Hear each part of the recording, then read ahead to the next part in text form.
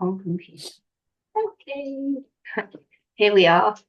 So, Hi, Cheryl. hi, how are you? I'm good. I'm good. Thanks. We're kind of a world apart. What, 9 hours, 10 9 hours? hours difference, yes. So your I'm morning, on, my evening. yeah, I'm on the west coast of the US.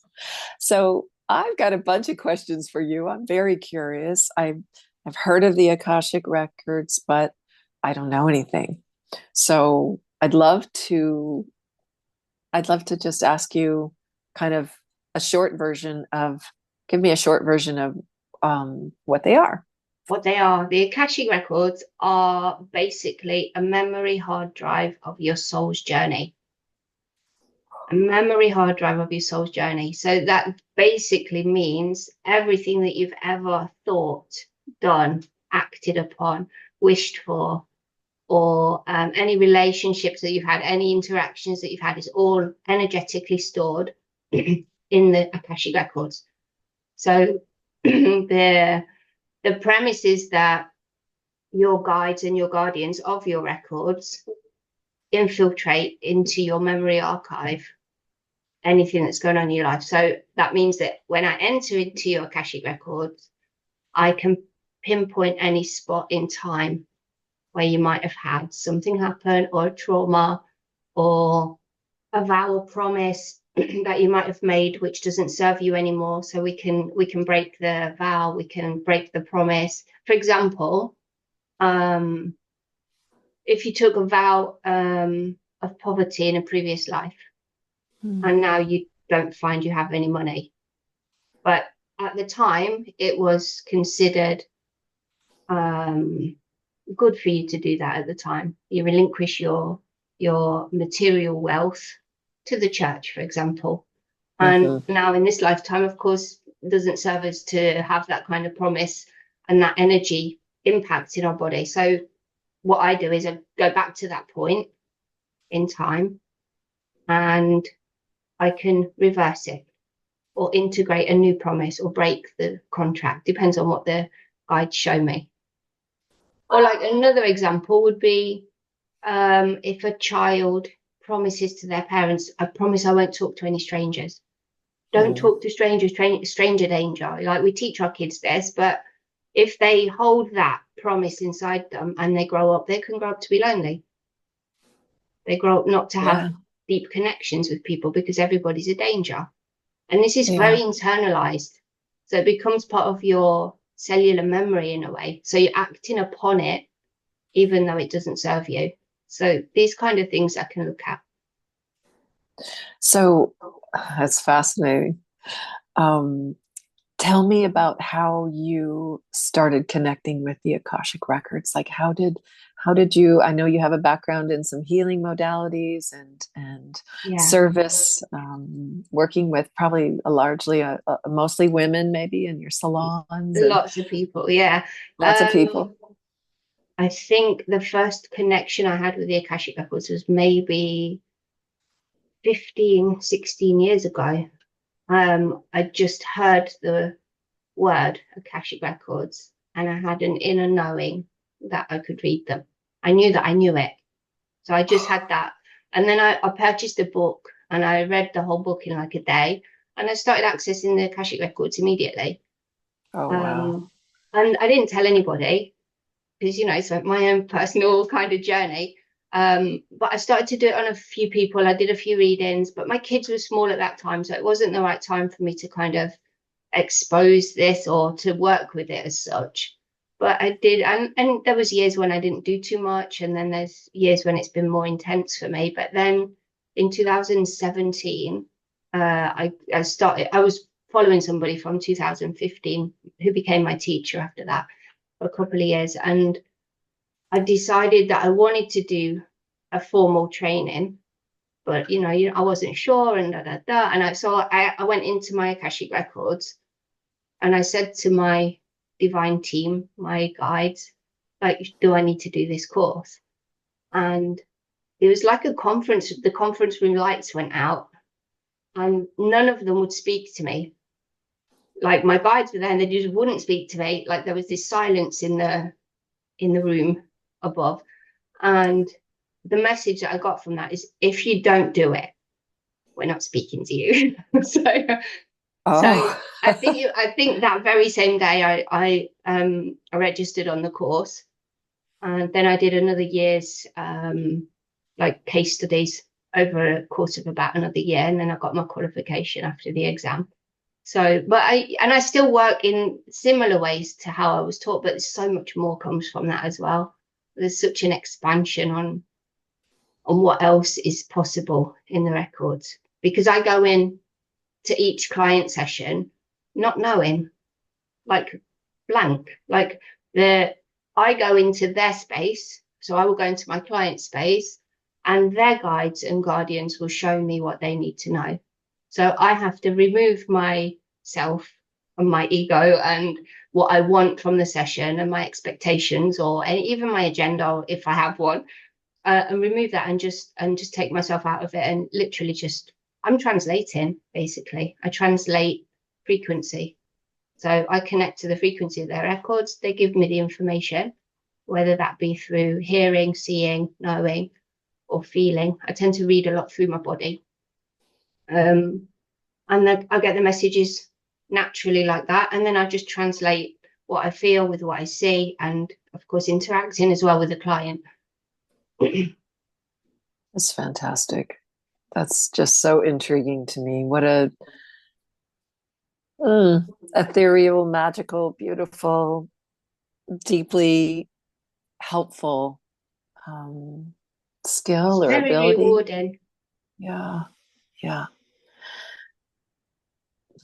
Do you find that talking about the Akashic Records gets in the way of people being open to you just doing what you do? Does it actually work better for you not to say much, but to just, because the mind, really likes to get involved? But Like I in mean, a client see, session, you mean? yeah. Or I suppose if somebody comes to you for that thing, but if they came to you for a healing work or something, and then maybe you put their feet in a foot bath, and then hold their hand, and then I listen to get them a little, corrected. and then The guides will correct me. Sometimes, like, somebody comes with a problem, and I have my own set of tools, which I know work for me, work for my clients in the past. So I have an idea about what I want to do. But sometimes I'm overridden. Like, no, you can't do this. Or I start something and then the guides just change it. So I do what they say. Sometimes all of us are like this. Like, our view is limited from this earthly position. We can't know what they know if they've got the recording of your soul's journey. I can't possibly know.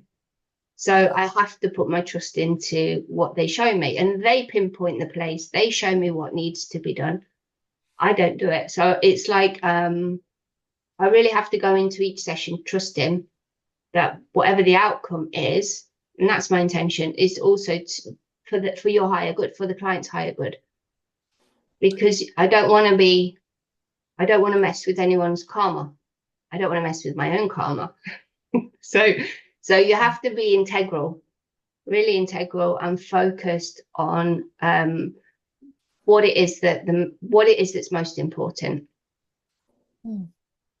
So if there was anything that you would like to tell future potential clients about what you do, would you like to share that?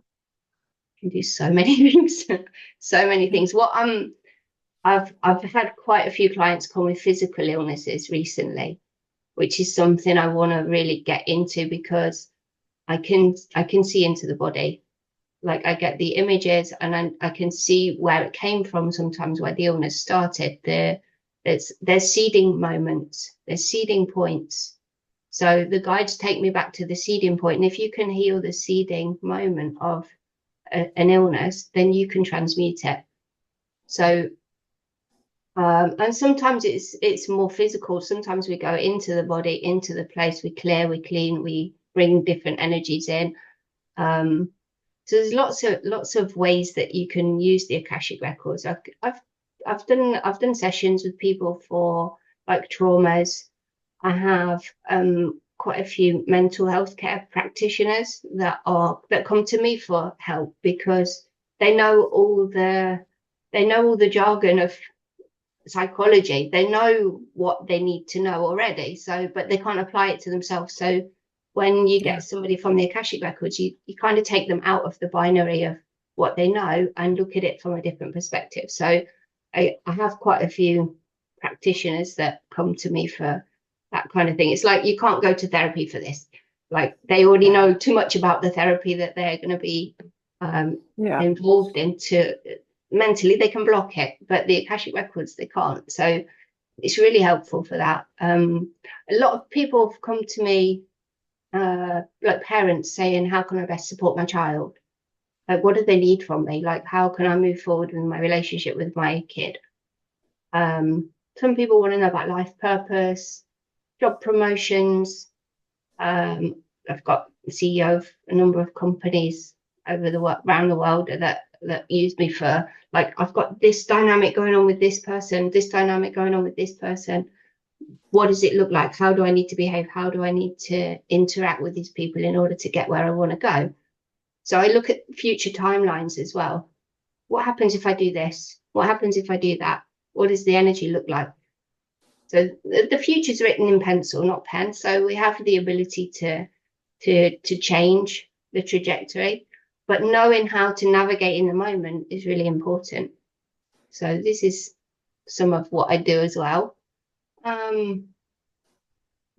Looking at ancestral lineage is, you can look at the family constellations and how things are passed down through incarnations. So that's more about looking at things that are very unconscious, or people that have got self-sabotaging patterns. Why do I keep doing the same thing? What is it about this that I keep making the same mistake again? So, and you can intercept the pathway of the pattern and give them a reset. So this is really helpful. We all have kind of self-sabotaging tendencies in some ways. So it's removing those blocks. Or money story. People, they're growing up, you grow up with an idea of what your money story is in your life. Like, money doesn't grow on trees, and you have to save, or if you don't work, you don't eat. And it's like, so people have these ideas about money that are deeply inside them, and they want to be able to accept more abundance, but somehow they sabotage it themselves. So we look at, I throw money at people in the records to see what they do with it. So I sit them there and I throw money at them, and some people, like, they just watch it like float down, and other people are grabbing it, and some people are hiding it, and other people are stuffing it in their pockets. And so you get to understand how this person relates to money. So it's fascinating. But I mean, the clients usually, they come with their own problems, their own ideas about what they want from the session, and we just go with that.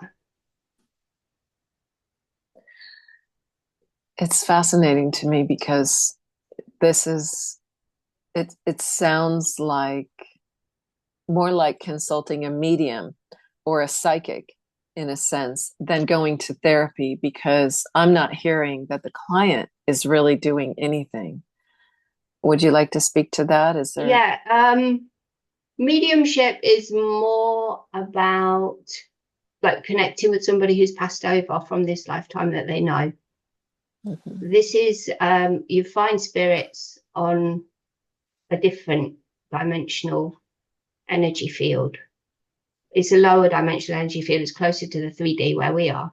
So let's say the mediumship would go to the 4th dimension, but I'm going anywhere between the 5th and the 23rd.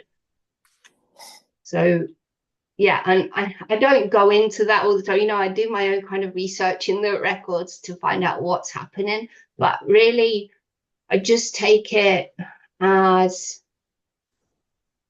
I just get what I get, and I know that it's for the higher good of the person that I'm reading for. So I try to keep very practical in my approach, because and I won't go into the records if somebody's going to say, oh, what was I in a previous life? Tell me about my past life. Like, I don't do it for Oh, dear. entertainment. You know, it's like, no, you have to come with a concrete problem because I really want to help people.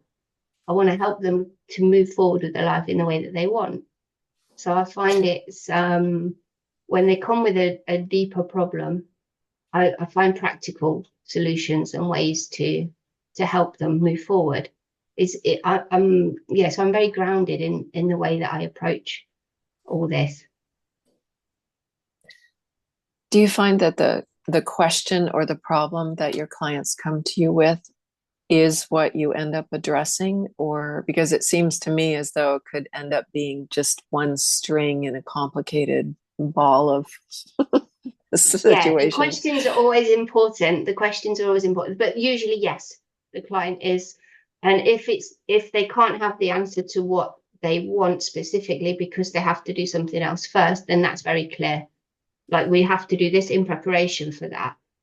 Um, But that usually, and sometimes the story when I go into the records, it's like an unfolding story. So sometimes I get an image of something, and I have to say what I see. The guides don't move on unless I say what I say, and sometimes it doesn't make sense to me. So hmm. I'm like, okay, I'm going to say this. I don't know what that means yet, but let's see as the reading goes on. And always by the end of the reading, everything makes sense. So I just have to trust the process. So yeah, the clients come with their own idea about what they want. They don't always get specifically what they want, but they get what they need, and they feel complete when they've done it there, and they know why. Yeah. And sometimes they come with very different, my clients come with different, like 3 different subjects in one session we can do. It's not always about just one thing. When one thing is cleared and we do a healing on it, we move on to the next question. It doesn't even have to be only one thing. Hmm. Sometimes it's about phrasing the question as well. Sometimes when we ask a question in a certain way, we don't get the answer that we want. But then if I work on the question myself with the guides, we can figure out what it is that they actually need from what they're asking. Hmm. And that takes concentration, and intuitively I have to intercept and change and readdress in different ways. And sometimes I'm like, what does that mean? Like, what are you trying to tell me? Or tell me in a different way. Because sometimes the guides like, and if they pass me a message, quite often it's a layered message. So it means something to me, which is important because they're talking to me, but it also has a layered meaning with my clients. So then I encourage my clients to say to me, if something I say means something to you, tell me. If it brings a memory, tell me, because it's relevant. And everything kind of braids together Hmm. and is woven into this like answer that they need or healing that they need. Fascinating. Yeah. Yeah, it really is. Can you describe what I'm trying to picture what a session would look like? Does your client lie down? Do you sit in chairs? How does it work? Exactly as we're talking now. Oh, so Exactly as you we're do talking now. Yeah. over Just face Zoom to and face over Zoom. Yeah. And we just interact like this. oh wow. And And sometimes I sit and close my eyes I just was to going to get, say, yeah. yeah, Do you close your eyes and sometimes, yeah. And I bring the higher self in as well, and I do healing through the crown chakra. So when we're integrating different healing, we'll always ask the permission of the higher self, and the guides work with the higher self and my divine team, their divine team, and everybody pulls together. it's a group effort?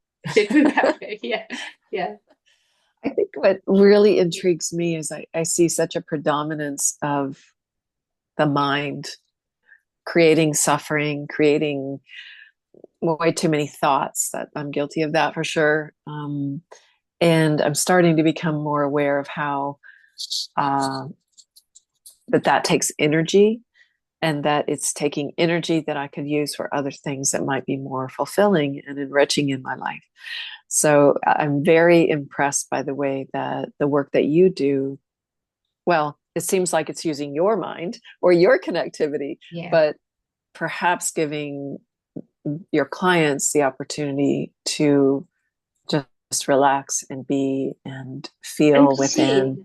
Yeah. And be seen? my mind can get in the way as well, but I have a method of Yeah, yeah, checking, yeah. because sometimes I like the guides are telling me one thing and then it triggers in me a memory. I'm like, is that memory relevant to this reading, or is that memory my ego talking to me? But I check. So if something comes up and I'm like, my mind might say, oh, we could look at this, or this is, oh, I remember that now. Is it me? Is it for them? Is this memory for my client, or is this memory something I need to detach from? But I have a method of checking that. So Yeah. I can always make sure that I'm in the correct energy for my client, because the mind is talking all the time. The mind has its own ideas about what you should and shouldn't do all the time. So we call them like matching pictures. So my experience matches something that's been said in the records. Maybe it's relevant. Maybe my experience is relevant, and that's why they're showing me. But maybe it's just my memory, and I have to differentiate what's relevant for my client and what isn't. So that's part of the integrity that I have to have as well. So I need to know how to separate. That makes sense. Absolutely. Yeah. It's it sounds like the highest quality of Cheryl needs to be present Yeah, yeah, as for sure. a, it's like you're an active channel. Yeah, Is that accurate? yeah, yeah. I've done a lot of healing in the past. Like I've tried pranic healing, and I'm a Reiki master, and I'm channel healer. I'm a reflexologist. I do healing with my hands. But what I go back to is channel healing. My grandfather said to me when I was very small, he said, "You've got healing hands." Oh, So yeah, and I used to play with people's feet. So I'm always like, if I touch people's feet, I can link the energy through and pass energy through their organs and all kinds of stuff like that. But I've been a reflexologist for like 30 years. I started mm, training when I was 16 for that. mm. So yeah, but channel healing, yeah. I pull the energy through and I give. It's not mine. I don't give away my energy. Sometimes people say, do you get tired after sessions? No, no, I don't get tired after session, because I know how to separate what's mine and what's not mine, and I know how to give from the universe, not from my inner source. Mm. So if someone was considering a variety of modalities, including regular talk therapy, um, what would what's your clarity around the work that you do that is quicker, more effective, more clear? What would you say to them about? What's my take on that? I don't want to disregard like talk therapy or my Sure, don't talk clients or about them. whatever, but what I've seen in my clients is sometimes when they go to counselors and these kind of things, sometimes they go over and over and over the same problem and they never break out of the cycle. So I think what's great about the Akashic Records is that we pinpoint the inception point. I can pinpoint the moment that something occurred and reset it without prior knowledge to anything, without having to go deeply into something that's in their mind. So it's like you take somebody out from a different perspective. You look at it from a very different angle. And if you've got the capacity to look at something from a very different angle, it can heal, because the mind doesn't get in the way. Quite profound. I'm after every session, I'm like, wow, that was amazing. And I'm like, thank you. Yeah. Oh, It's wow. such it's such it's such a rewarding job to have, Yeah. because I get to help people in ways that they couldn't imagine that they could be helped. And quite often you bring things in and I say, oh, you feel like that, oh, this happened then, and it's like, oh, how do you know? How do you know? But it's like, that's what I'm getting. This is where it all starts from. Hmm. Hmm. Thank you. It's been so fun to talk with you and learn more about this and learn more about you. You're welcome. And Thank you for asking all these questions. Yeah, helps me to articulate it all, and maybe you'll come for a session one time. I would love it. All right. Thank you, Renge. Yes, thank you.